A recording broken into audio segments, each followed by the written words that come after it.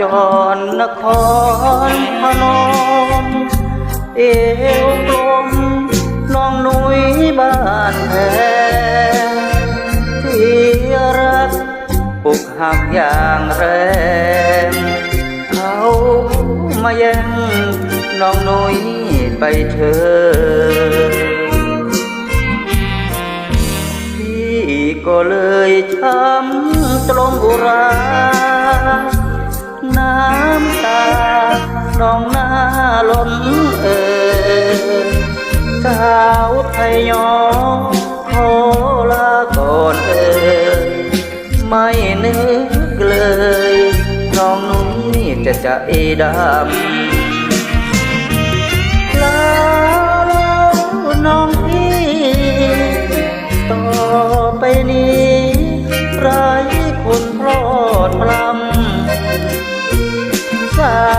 วบ้านแพงถึงแทงใจดำขอความช้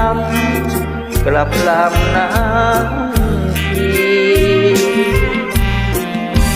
ต้องจากจรนครพนมเอวกลมไทยยอของพี่ขอ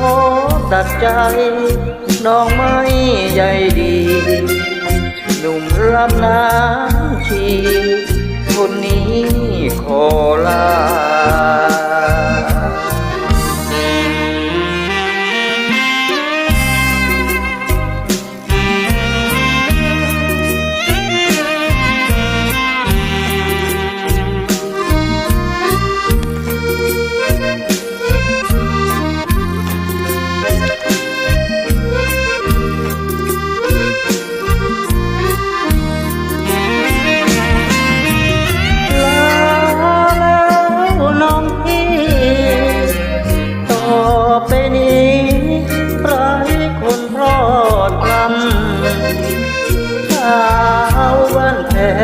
ทิ้งแทงใจ